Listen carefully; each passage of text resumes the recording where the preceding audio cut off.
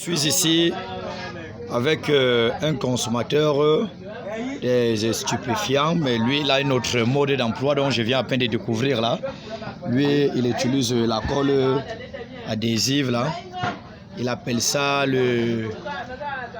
vous appelez ça comment? Vous avez dit tout à l'heure là, la dissolution. La dissolution. Donc, il met cette colle adhésive sur le tissu et hume cette odeur, donc il absorbe cette odeur là et ça lui rend en état indépendant. C'est comme vous voyez, il est marié, il est père de 4 enfants, c'est ce que vous avez dit? Père de 4 enfants. Bon, nous sommes en train de négocier avec lui si l'association Aspenescam peut faire quelque chose pour lui, pouvoir peut-être le désintoxiquer et l'amener à reprendre le cours de la vie normale. Malheureusement pour le monsieur, il s'abstient, il consomme depuis combien d'années? Ça va être presque 6 ans. 6 ans qu'il consomme cette drogue depuis 6 ans. Mais si vous pouvez laisser cette drogue, si on vous demandait de laisser? Non, on m'a dit de demander le drogue là parce que j'ai bouffé l'argent de quelqu'un, on m'a demandé d'aller en Gaoundal. Je vais prendre la voiture de délégué pour aller en Gaoundal. Bon, là nous voyons aussi, là nous pouvons encore dire que vous êtes sur les faits de cet stupéfiant, puisque ça ne répond pas à notre question. Il y a un problème. Quand je prends mon drogue, il ne faut pas insulter ma maman. Quand j'ai le drogue là, ne blague pas avec moi, je suis méchant dans ma vie. Même si c'est mon père, même si c'est ma mère, je te tape. Mais quand je prends le drogue là, je pense à mes enfants. Voilà les 1500 que j'ai. Regardez bien, je suis fâché et regardez bien ma bouche.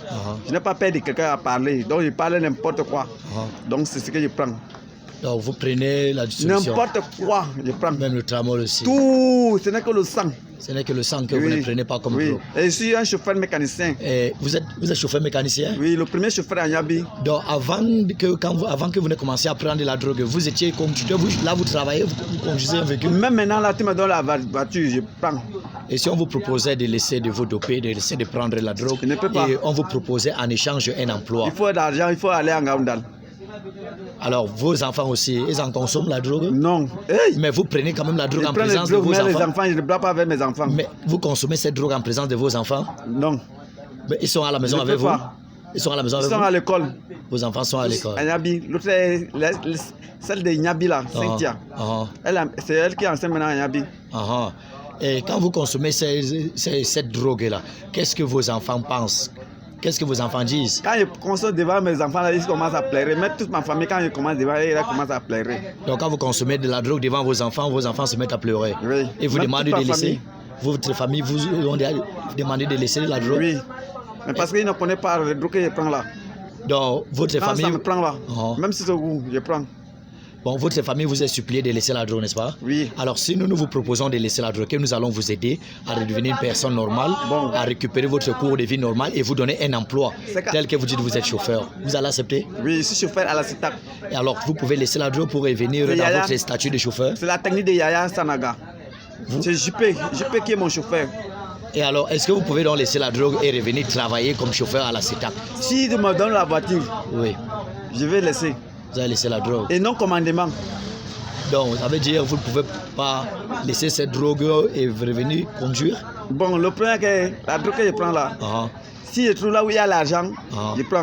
Mais c'est que là, le délégué me demande le permis, il ne veut pas me faire le permis. Bon, vous faites comment pour avoir de l'argent pour acheter cette drogue? On vend à combien déjà votre drogue? On vend à 250 partout. 250 francs. Ça dépend. Donc, cette drogue-ci coûte 250 francs. Oui. Et comme ça, cette boîte-ci peut vous faire combien de temps? Cette boîte peut vous faire combien de temps? Vous pouvez la consommer en combien de jours? Même un paquet. Vous pouvez consommer un paquet. Non, cette boîte, cette gelule-ci, en combien de jours? Ça là, oui. Même 6. Même jour. Un paquet, je vais consommer. En une seule journée? Oui. Mais je prends ça avec le lait. Alors, ça vaut 250 francs? Oui. Vous dites que cette drogue vaut 250 francs? Oui. On l'a trouvée partout? Partout, même à Bateau, même si à Bateau, alors c'est 150 francs. Et dans les boutiques d'ici? Partout, il y a. Si tu me défends ça, je vais appeler les taximans. Oh, petit! Bien, monsieur, c'était...